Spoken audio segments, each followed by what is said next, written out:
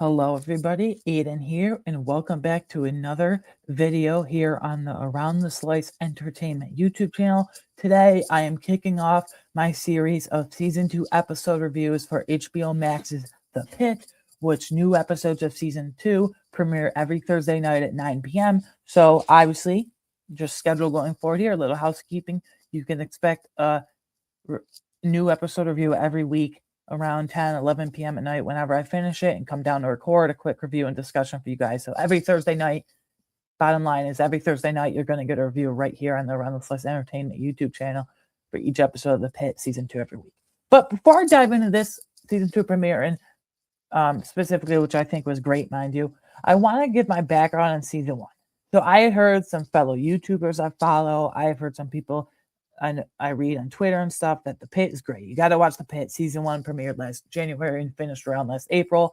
In 2025 specifically, you got to watch The Pitt. I put it off for so long, mainly because I just forgot about it. But I wanted to catch up for Season 2, so I watched Season 1 in the matter of a week's time before Season 2 premiered. And from the word go, I was hooked. It takes place over the span of 15 hours 15 hours in one day, and that concept was just so captivating and mesmerizing to me, if you will, because I just liked how it followed our doctors and various characters hour by hour, minute by minute, second by second, however you want to look at it, as they treat these patients with their different storylines. I liked that it was so cool to me that all took place over the span of literally one 15-hour day / shift, if you will. So anyway, this goes without saying, but spoiler for Season 1 of The Pitt for some background and Season 2, Episode 1, the Season 2 premiere, if you, specifically for The Pitt. The way I want to frame this review is I want to kind of go through some talking points where I have storylines and questions for various different doctors / our characters here. So these are in no specific order of priority. These are just some talking points that I want to get to, kind of jump around here. First one, we're going to start with the character of Dr. Robbie, played by Noah Wiley, who's awesome. I will be shocked, personally, I will personally be shocked if Dr. Robbie actually makes it to his sabbatical. He's supposed to be going on a 3-month motorcycle trip / sabbatical to Alberta, Canada, but I'll be shocked if he actually makes it there. I'm 99% sure at this point, based off of what we saw on the 4th of July and how chaotic that will be, that he'll miss his flight. Whether that's because the 4th of July is chaotic, he feels bad for his fellow doctors that he won't be there, or what I think will happen is he just doesn't have trust in the new attending Dr. Al. Dr. Al, they got off on the wrong foot, if you will. So I'll be shocked if he personally make it there. I think he has too much stress on him at the hospital. For a few various different reasons, I don't think he'll make it on his sabbatical. I could be wrong, but I'm leaning that way right now. This is a very blanket statement. Dr. Langdon is back. I like that they brought Dr. Langdon into the fold. Obviously, this place takes place 10 months ahead of time. So that would put us, Season 1 took place in September, and then this is literally the 4th of July, as we know, as it says in the title card and screen when it pops up, July 4th, and instead 4th of July. So, yeah, I like that Dr. Langdon's back. He's well entrenched into his therapy and, if you will, and just those just kind of rehab, if you will. So, yeah. And I like how they made his character vulnerable. I like how he admitted to Louis, like, hey, man, when I treated you 10 months ago, I kind of took your pills without the ones I prescribed to you because I have an addiction to benzos. And I think that took a lot for him to admit that. And I like how he kind of kept it quiet with just Louis himself, one-on-one. And then he comes back and Louis says, hey, man, if it helped you, it helped you. I like how Louis gave that acceptance because Louis knows in his past, and he still is, that he has gone through hardships as well. He has major drinking problems. That's why he's in the hospital all the time. That's why I asked that fluid drains from his stomach. He knows that it's hard to take medication. He knows that it's hard to go through stuff like that. So I like how he gave that vulnerable acceptance, if you will. What I'm wondering is, will Dr. Robbie, because again, I think he'll stay, will Dr. Robbie have him in triage all the time? Because we know Dr. Robbie says, hey, go into triage, Dr. King will stay back here, and Dr. Langdon is kind of taken aback by that. Like, I'm a registered doctor, I'm going through this residency program. Why should I have to do triage? Maybe that'll last for a few episodes. Maybe that'll last for a season. I hope it doesn't last the whole season because I really like Dr. Langdon, especially when he's doing surgeries and other stuff like that. So I hope eventually he gets into Dr. Robbie's good graces again, if you will. I hope he doesn't stay in triage the whole season. It's kind of sidelined, if you will. But at least a few episodes to kind of progress the character, I feel like. It seems now Whitaker was one of my absolute favorite characters from season 1. He went through it, man. He was peed on by that one guy. He lost a patient within his first few hours on the job as a medical student. Now he's a resident, and it's pretty clear that he's going to be and is taking on more of a leadership role this season with Joy and Ogilvy, with those new the curly hair kid with the 2 medical students. I like that he's taking more of on a resident a leadership role because now he's not a medical student anymore. He's a full-fledged first-year resident, kind of like more entrenched in the hospital, if you will, and take on more of a leadership role. So that's really nice to see from a top 3 character for me from season 1 in that progression. Jabati too, but she's like still a 4th-year medical student, I think, because in season 1 she was like a year behind in experience than Whitaker, but Whitaker specifically, it really impressed me, and I was really glad to see that. Another blanket statement. Dana's back. That's everyone's favorite charge nurse.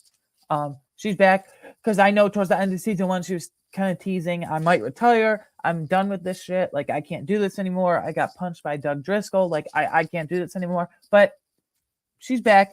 She took some time within the 10-month time frame jump, if you will, and she took some time. Now she's back, rejuvenated. I'm really glad she's back because, like, to have your last day be what happened with the Pitt Fest shooting, that would have been really rough. So I'm glad that, she took some time that she needed, and now she's back. There's a couple patients here and a couple notable people that I want to, kind of go over, if you will. Because from season 1, there's these certain patients that stick with us and have prominent roles in the beginning of the season or the season as a whole. In the beginning of season 1, it was Mr. Spencer on the defibrillator. Eventually, they just had to take him off that. And I don't even know if I'm saying that medical term right, but eventually they had to, the oxygen machine, I think. I don't know the technical term, but eventually they had to take him off that per his wishes. And also, they had Nick Bradley and his parents, fentanyl overdose. He's brain dead, so for all intents and purposes, he died. And they have the honor walk. He was a prominent patient. So there's a couple prominent patients from season 1. I think season 2 is continuing the same theme of prominent patients that we'll see this entire season, or most of it. Number 1 is Kylie, who we'll touch on with Dr. Santos. But first, I'm going to talk about Mr. Williams. He's kind of an interesting character because he has a different deposition, which means like he has kind of mood swings with Dr. McKay. One minute he's angry, one minute he's sad, one minute he can't remember what he's doing there, one minute he's happy and grateful. Thank you for your time. Thank you for helping me, blah, blah, blah. So I feel like that's going to be progressed where like he doesn't remember where he is. I feel like it's going to be discovered that he hit his head and he had more of just a fractured wrist, if you will. So I don't know if she's a patient yet because she was just out in chairs. She was just out in the waiting room waiting to be treated. But the deaf lady, I'm thinking maybe she was the one. I can't remember. Shoot. What was her name? I can't remember when the person that lets him in, basically the receptionist that lets him in, Lupe. Yeah, Lupe. I can't remember whose name she was calling, but I think the deaf lady is the name she was calling. And maybe the deaf lady relates to the baby. We'll talk about the end with Dr. L and the deaf lady, but maybe she forgot her baby and maybe she just can't hear what Lupe's saying since she's deaf, obviously.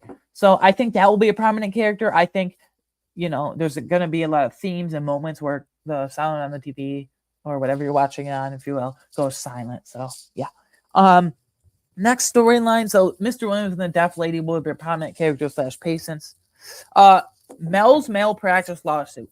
Obviously, her mood is off on the day we're in, which season 2 is have to take place in one day again.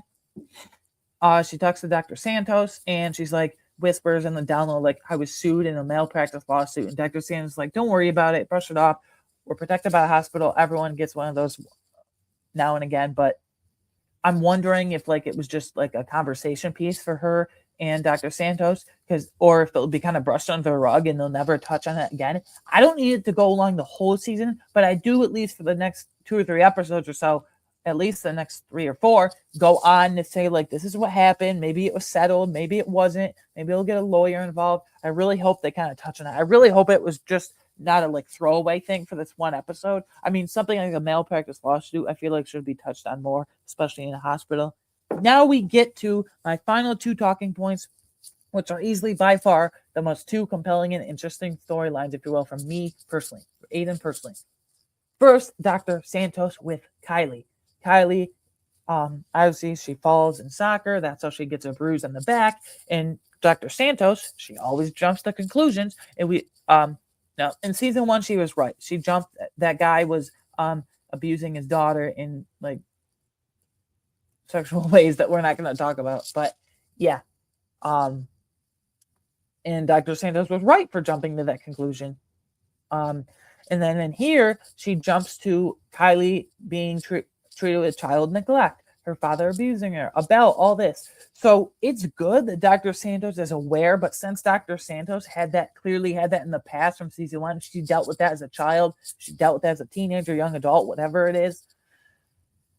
I'm wondering if she jumps to conclusions too fast, if it will bite her in the ass, if you will, for all intents and purposes, bite her in the ass and come back to bite her in the ass one of these days eventually. I'm hoping it will, just because like I don't want to like abuse whatever, but I don't want to have it be a boring storyline. Like Dr. Santos, I feel like jumps to the worst possible conclusion, and I feel like one of these days maybe one of the parents will blow up at her, just it kind of backfires on her and bites her in the ass. But yeah, and then easily the most compelling storyline to me is the cliffhanger at the end. Someone leaves their baby in the bathroom. Again, like I talked about a few minutes ago, maybe it's that deaf lady who couldn't hear her name by Lupe saying it because she is deaf.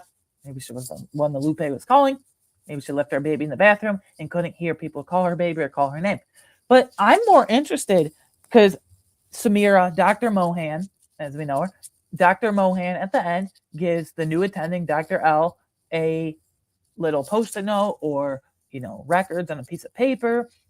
She gives her kind of a piece of paper, and Dr. L seems very complex or confused, and she's like, what did I miss? So I'm wondering, now I doubt that's her actual baby, but I'm wondering if she had a dark experience with a baby of her own in the past of like abandonment or neglect or anything, or maybe she was abandoned or neglected as a baby. But the cliffhanger, the whole baby, how it ties into Dr. L, how it potentially ties into the deaf lady and chairs in the waiting room. I'm thinking Dr. L had a past dark experience with a baby, whether it was her own baby or she was abandoned and neglected as a kid when she was first born. I'm really excited to see that. And like a cliffhanger of this caliber right off the bat in the premiere episode is fan-freaking-tastic. So those are just kind of my cliff notes, my spark notes, if you will, from season 2, episode 1, aptly titled, just like the first episode of season 1, excuse me.